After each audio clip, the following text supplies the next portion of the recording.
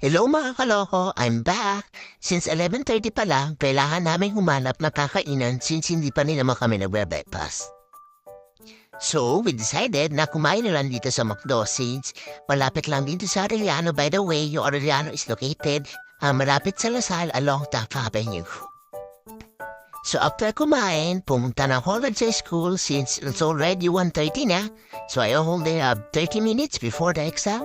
So ito na mga kaloko, papasok na tayo sa school. Medyo kinakabahan na ako. So ito na nga mga kaloko, waiting pa ako dito sa labas kasi sarado pa yung room. By the way, yung mga pangalan na nasa likod na nakikita nyo, ito yung mga new breed of lawyers from Arellano. And I'm hoping someday malagay yung pangalan natin siya. Mga kaloko, andito na po tayo sa loob ng room. Hindi ko lang mapakita yung mga kasabayan ko kasi baka makasuhan tayo.